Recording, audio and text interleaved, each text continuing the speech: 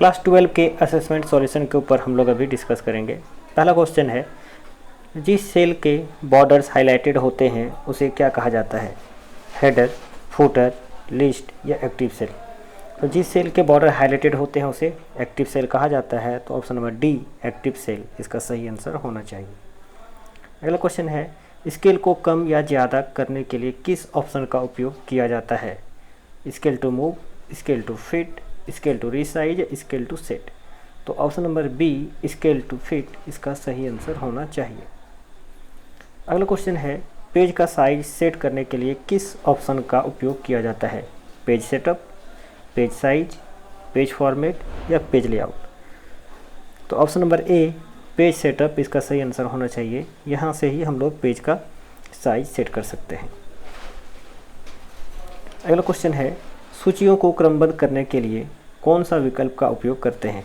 Order, list, sorting या replace?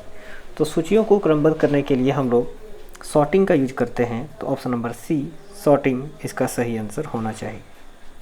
अगला question है, एमएस एक्सेल के चार्ट या तालिका में से किसी खास डेटा को निकालने के लिए किस कमांड का उपयोग किया जाता है? सर्च, फाइंड, एडवांस फिल्टर या सॉर्ट?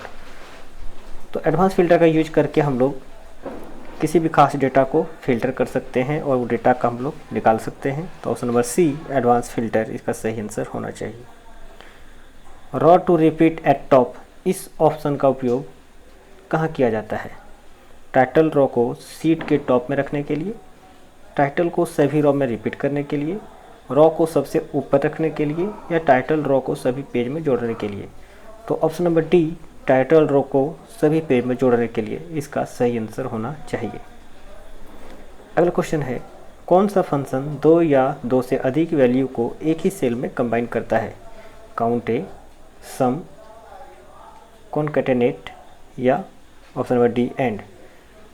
तो इस तरह का फंक्शन हम लोग option number C concatenate function के थ्रू हम लोग करते हैं। तो ऑप्शन नंबर सी इसका सही आंसर होना चाहिए। अगला क्वेश्चन है, पेज के मार्जिन्स को सेट करने के लिए किस ऑप्शन का उपयोग किया जाता है? तो किसी भी पेज के मार्जिन को सेट करने के लिए हम लोग मार्जिन ऑप्शन का यूज करते हैं। तो ऑप्शन नंबर ए मार्जिन इसका सही आंसर होना चाहिए। अगला क्वेश्चन है, एक्सेल में एक्स्ट्रा स्पेस कैरेक्टर को हटाने के लिए कौन से फंक्शन का उपयोग किया जाता है? ट्रिम, स्पेस, स्केल या काउंट?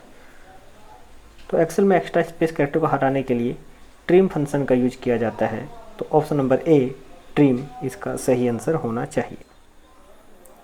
अगला क्वेश्चन है, एक्सेल में लेन फंक्शन का उपयोग किसका संख्या जानने के लिए किया जाता है?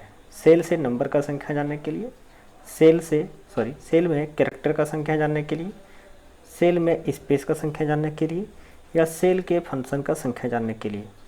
तो लेन फंक्शन का उपयोग सेल में कैरेक्टर का संख्या जानने के लिए किया जाता है। तो ऑप्शन नंबर बी सेल में कैरेक्टर्स का संख्या जानने के लिए इसका सही आंसर होना चाहिए।